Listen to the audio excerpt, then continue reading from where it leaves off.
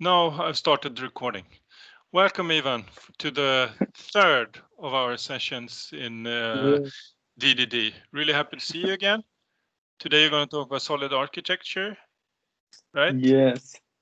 So I'm very happy for the invitation, Mans, and also happy that everyone found a way to join our meeting today. I think I know that everyone is hurrying at home and fixing things. But so I prepared some slides. I could start talking about it. So first of all, this subject is clean architecture. It's a subject that I've been studying and implementing and continuous interacting with these ideas and applying new things. It is following the sequence of domain-driven design, test-driven development. I think this is the most important part because it gets everything reunited. So just to introduce myself, my name is Ivan. I like to code open source, lots of projects that I support, and you can find me also on social networks. But to get started, I have to challenge the software architecture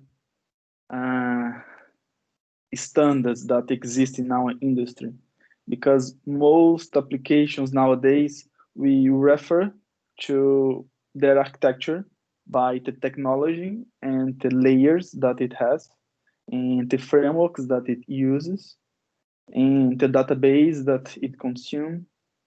So and I want to challenge on this presentation that this is not the best way to describe the software architecture because of many factors, but that is my first statement, that technology and tools are not the software architecture, I think. And going to the other side of the spectrum, what is the clean architecture style? And to introduce this concept, I have to go back to this blog post from Robert Martin about how he designed an architecture called clean architecture that are independent of frameworks, testable, independent of user interface, database, and any other external agency. So his architecture style reunites ideas from hexagonal architecture, onion architecture, and other architecture styles in a common way called clean architecture. And we are going to investigate and introduce the details further. But there is one term on this clean architecture style, which is the style. And I want you to think about this from the definitions. It is something, a particular procedure by which something is done, a manner or a way, a distinctive appearance. So I want to show you some patterns and principles that when you apply it to a software, it will be evident that you are following the architecture style called clean architecture. And to begin with, we also have to give one step back about clean architecture and hexagonal architecture. I think it's very common that developers say that, oh, I'm following clean architecture style. but when they are just applying the hexagonal architecture style. And then on these discussions, engineers could say that hexagonal architecture is the same as clean architecture style. I want to make a point here that clean architecture like adds on top of hexagonal architecture style some principles and patterns and practices that make it more defined. It's kind of a specialization of the hexagonal architecture style. And hexagonal architecture style, I also want to clarify or introduce. So we get to the same mark of defining what is hexagonal architecture style, so we can expand to the particular characteristics of clean architecture. To begin with, the hexagonal architecture style follows the ports and adapters pattern. So this is a structure, design pattern. The implementation is guided by tests. You can also say that it's following test-driven development as a discipline, as a practice. And as a principle, the hexagonal architecture style is decoupled from technology. So these three characteristics for me, they summarize the hexagonal architecture style.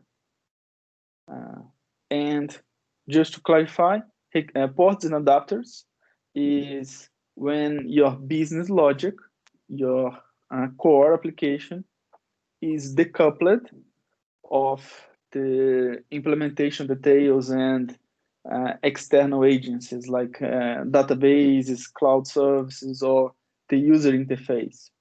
So in a way that the ports are the interfaces exposed by the application, and they could be called by the user interface, for instance, for the primary actors, or they could be implemented by the secondary actors, like these persistence adapters or messaging adapters.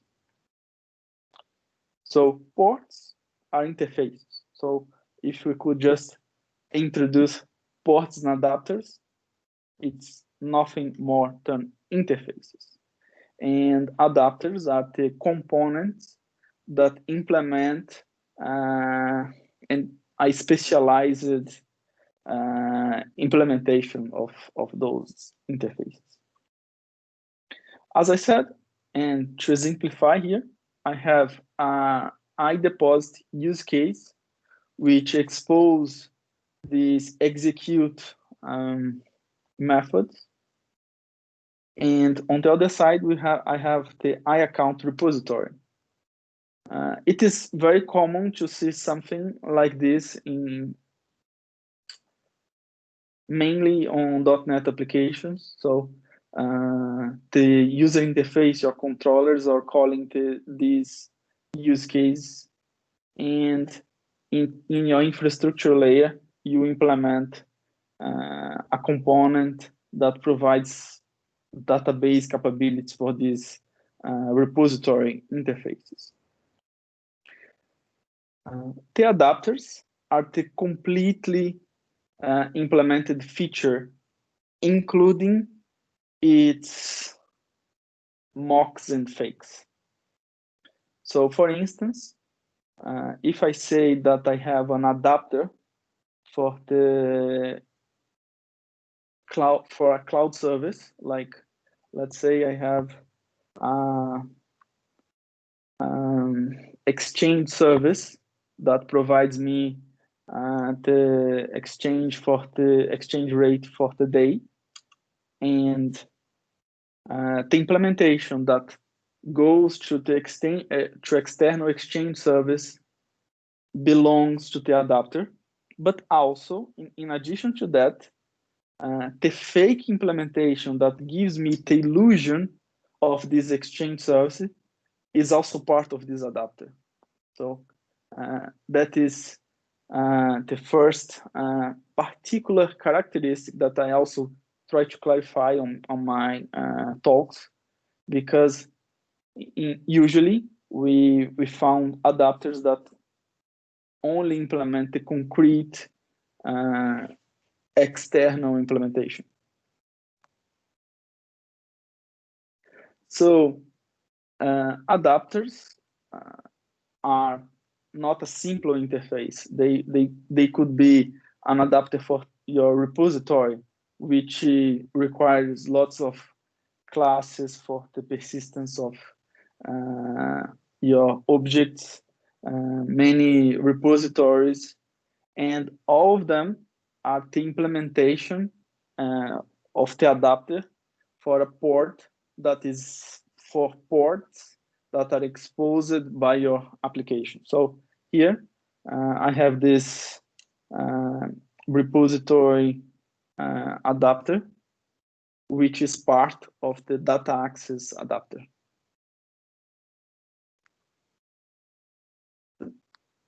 I also want to clarify, because it makes your design more clear, that you separate what are the primary actors and the secondary actors, because the primary actors are the ones that start a communication with your business logic, and the secondary actors are the components that are affected by your application. So, for instance, the unit tests or the user interface are primary actors because they trigger a business logic, and your database or your cloud service adapters are secondary actors because they are affected by it. So this helps you clarify in the moment of the implementation. And one interesting thing about the ports and adapters is the ability to make your business logic run without the external components being available during the development. So in that case, if you start your software with just an idea of how the cloud service should be implemented, you can start the development of the business logic just using a fake cloud service. And this fake cloud service is your adapter for some port that is exposed by your application.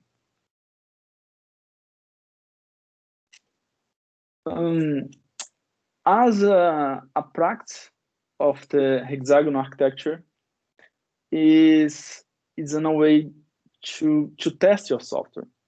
And we also start touching on the test-driven development, because objects, specifically talking about object-oriented applications, you have these objects that they reference each other, and they are created, they have their own lifetime. So how can we test this? So to introduce the idea, we have those, we should implement a test, and those tests, they will target some component, and the neighborhood objects that you have, you should create expectations of how they would exist. So one strategy from when implementing using hexagonal architecture is to target your use cases and simply say, oh, I expect that my adapter will behave like this.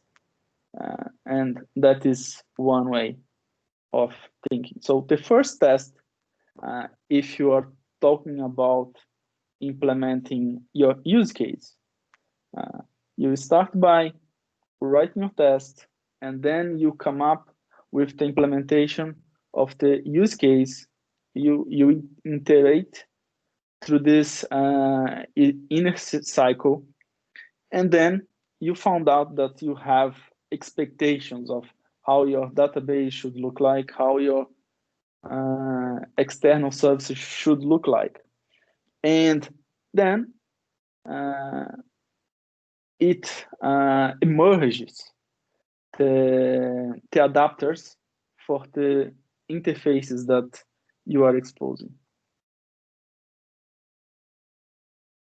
In some point, when you implement your use case, you reach a stage where you can run your business logic, and just by replacing the adapters with the fake repositories or fake adapters. And in the near future, after you have clarified how your business logic should look like and how you clarified what are your expectations, then you simply switch, okay, now I need a re-implementation of my database. So then you go and implement it.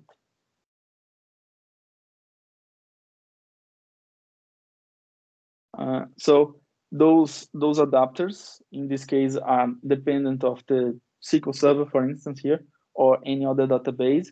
So you write tests that only goes to the database. You don't need to walk through your business logic to implement your concrete adapters. And to exemplify this, I also talked about this in previous talks, about this wallet application that I have on my GitHub, which contains few use cases. Those in red have these adapters in yellow and interface. And to clarify this, the unit tests, they shouldn't, or they should very little make external calls. So whenever a unit test runs, the expectations for it should be given immediately. So it shouldn't make IO call. So that is the first way for me to separate what is a unit test and what are integration tests. Component tests, in other way, they also test the software without making IO, but in a level of the user usage. So because the use cases, you can directly go into it from the unit tests, but the component tests, you probably have to spin up an application to make those kinds of tests.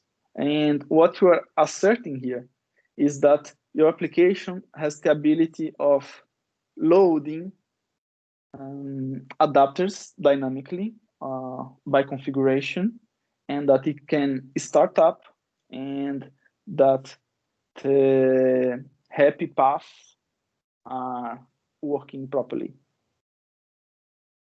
Another kind of tests that you have the ability when you have sliced your application is that you can write integration tests directly to the adapters. And in that case, you completely disregard the business logic, the user interface.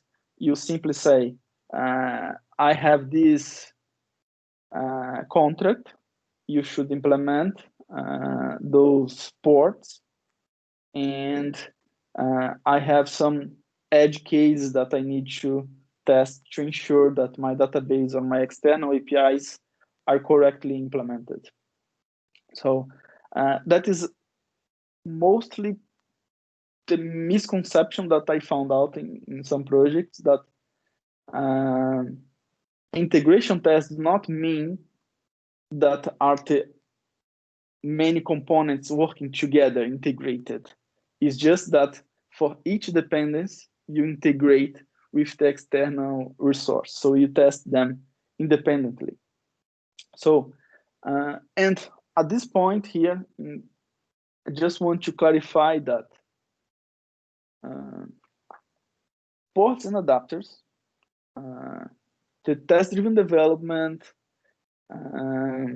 are very strong characteristics of the hexagonal architecture, and all of them are part of the clean architecture style. And the clean architecture style, we are getting there quite soon. And also, end-to-end tests is when you say, okay, my application is this black box, and I have some known state or known users, known roles on my database, and no data from my external APIs. Can this application run and execute the happy path? So that is how I see the end-to-end test. You can also include tests for your contract. So maybe because whenever you translate one model to and expose it to an API, external API, you probably need to write tests that validate that you are following the contract that you committed. And then it comes, I think, the most characteristic of clean architecture is the usage of the use cases as a central organizing structure. So the use cases, going back to 20 years ago with Eva Jacobson, I think it's a quite famous, actually not quite, very famous engineer and book author in Sweden. And he wrote this book about use case, and he clarifies this, that the business logic has an input, and the use case do not need to know how is the delivery mechanism. The use case is just an algorithm that receives this input, executes some logic, and generates an output. When you see a use case diagram working together, you can see what are the primary actors, the ones that start the conversation with the application, and the actors that are affected by those use cases. So that is how the use case is seen in classic computer science. So, but then, as I'm committed to the implementation of use cases and clarifying how I do these things, I want to say that use case lives in your core application. They are very consistent. Talks about ideas, how the algorithms are implemented, and on the user interface, you also have some kind of use case, but I don't call them use case. I would say that they are controllers, because they simply receive the user request, and it should route and map this request to one use case. And so that is the separation. So I see that in the user interface layers, we have this routing mechanism that are the controllers, and on the core component layer, we have these algorithms that are kinds of entry points of your software. To exemplify, I have this use case on the Clean Architecture Manga, the project that I'm supporting very actively. And the idea of those use cases is that they get a first-class position in the project organization. So when you open the business logic, you see what are the purpose of the software. So that is something that the architecture style brings. So you open the software, you don't see like you see what are the usage of the software. So you can read basically that this manage the account balance of some customer. So you can transfer, withdraw. It's kind of a wallet application.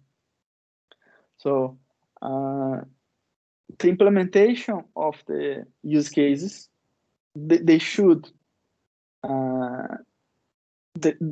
try to be clean, like simple to read. And in this case here, if it needs to use an external service like a repository, or later on exchange rate service, so you simply call it. So there is nothing that clarifies it more than that. There are no more rules about this. Use case, you can have very strongly typed messages for your use case, or you can have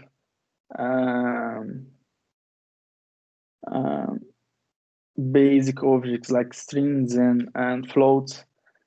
If you accept, in some point you also have to validate them, but it should be clear that what your use case accept as input and what are the possible outcomes of your use case. And maybe those outcomes can vary by a particular flow of your use case.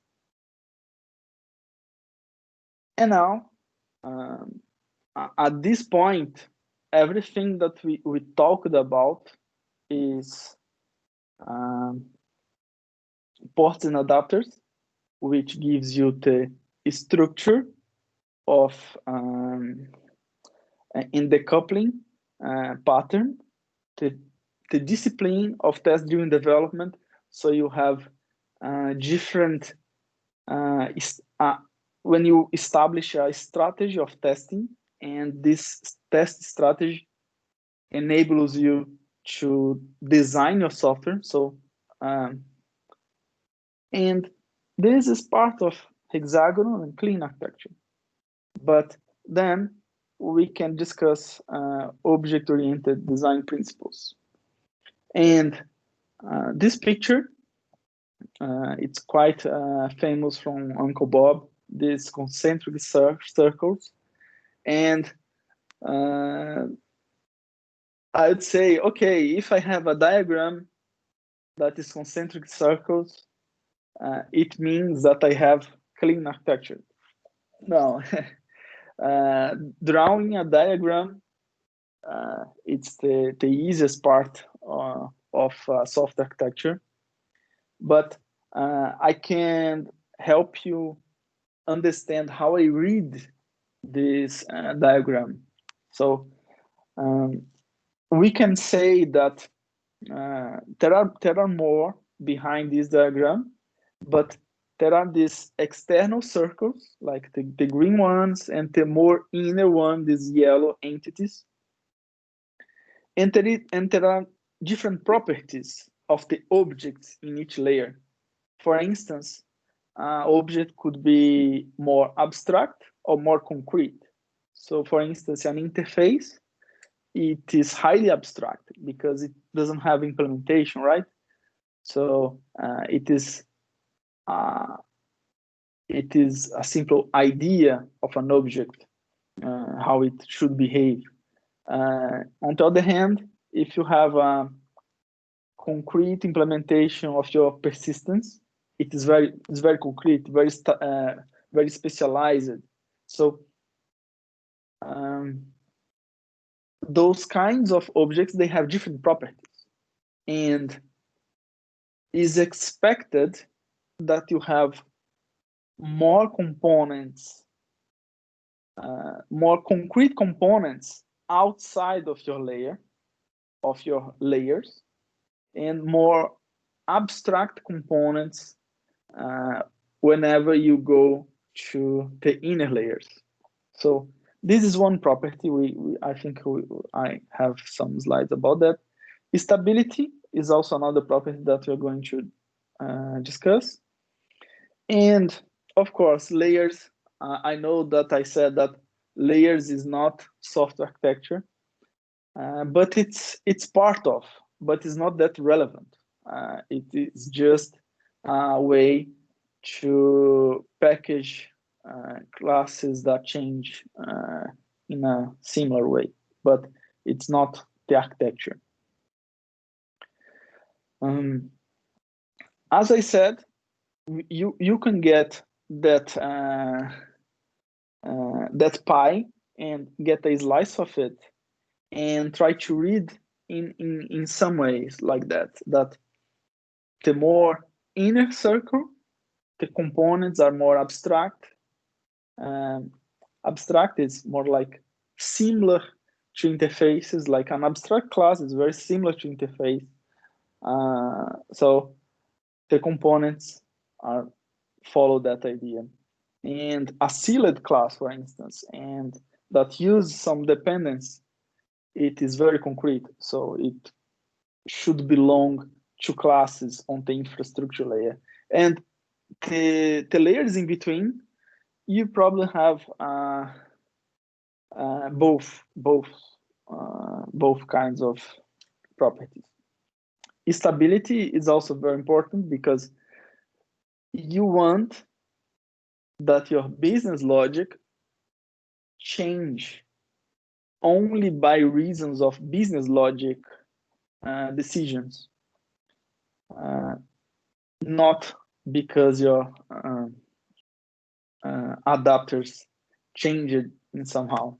But on the other hand, your adapters will suffer a little bit, and you accept that changes in your business logic will affect your adapters because they depend on the inner classes. And I have this small explanation about the stability and also responsibility of a component.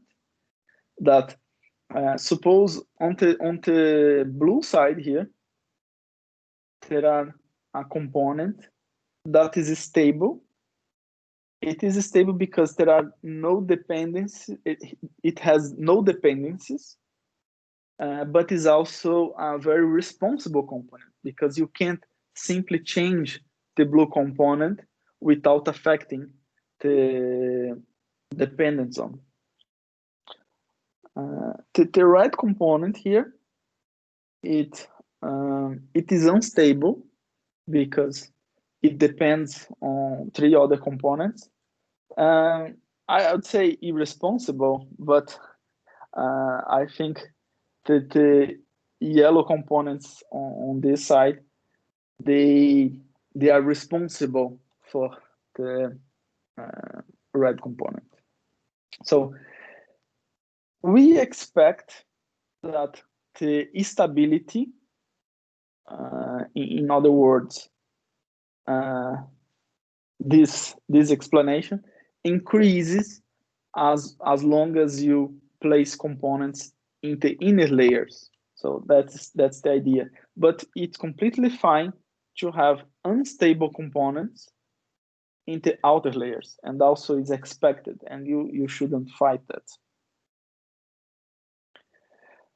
But my critics is that usually the application should look like this. Your infrastructure, your adapters, your web, and your use cases, they should depend on your domain. That's the expected structure that you want to see. But later on, you found out that there is a shiny framework or maybe some shiny library that you want to depend on your domain. Okay, it can boost your productivity in the short term, but what it makes? It makes that all those adapters that are designed to fulfill the domain needs are now and they are trusting that the domain changes for some reasons, for business decisions, business reasons. Suddenly, they are also dependent on these third-party components, and which makes the red components highly unstable, much more than they should. So my advice is to pay attention of on what your inner components are dependent on and reduce them, because your inner objects, inner components shouldn't be unstable. And to get to the finish line here, the takeaways are: use case are the central organizing structure. So your use case, they are very relevant for designing your software, and they are also the entry points of your business rules. So keep that in mind. By following the test-driven development and establishing a test strategy, you can design this modular software, which is completely aligned with hexagonal architecture. But you also need to develop the test-driven development. Very classical ones, the user interface and persistence adapters, they are designed to fulfill the core needs. If the domain has dependencies on infrastructure, you can come up on situations that are not desired. And I always advise that, especially when the problems are complex, that you implement the simplest component first, and in some cases you should simply avoid technology decisions in the very immediate beginning of the software, so you can work isolated of them for a while. I have to invite you to check out my GitHub profile and for the many projects that I'm supporting this moment, and also to contribute. We are always happy to have new faces asking, and actually that's the best way to interact with. It's seeing what the others are doing out there. And thank you. And I think we still have some minutes for Thank you, Ivan. Very nice. Anyone has some questions to Ivan about this The solid architecture. I have one. If I'm allowed to start. Well, I guess I am. Yes, please. How do you wire up the correct adapters for unit and component tests? Is it configuration for a DI framework, or how do you do it? Yes. For instance, talking specifically on the .NET, the .NET has this web application factory, and you can pass some variables there. And the way I do is that when the application is starting, it should decide, should I use the fake implementations? And in that case, the application runs in this sandbox because it never goes outside. But it says use the concrete implementation, then you have to have the settings for this concrete implementation, and then the application it's using external resources, which by doing that, the application can actually be deployed and like run in production, and you can get some feedback on it. Cool. And I had one more question. It was the slide regarding use cases. There was you said that use cases are delivery independent. What do you mean about that? What do you mean with that? Yeah, I think that's the setting a boundary that use case should not know about web, or if they are a console application, or if they are running on tests, because the use case should simply give you an object as a response, a simple object as a response, not a HTTP response or something. Okay, thank you.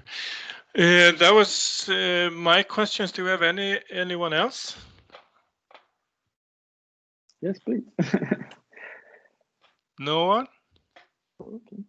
Well, if everyone is silent, I'll share some content with you if I can find it. Where is it? No, I can't see it. Let me talk instead.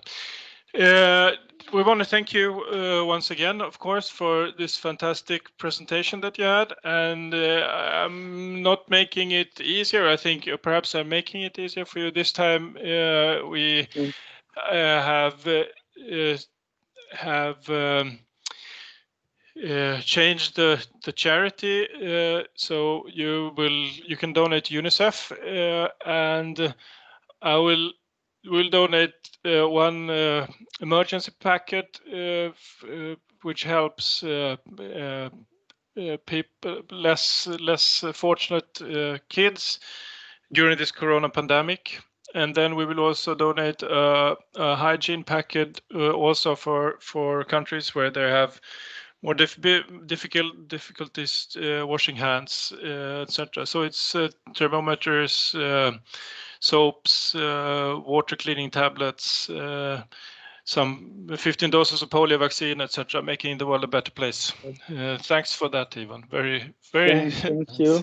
It's okay. Very nice to collaborate with you guys, and this will find good usage. We absolutely did. Thank you very much, Ivan. Thank you. Have a nice evening. Thank you. Yeah. Okay. Okay, guys. Bye. Bye. Bye-bye.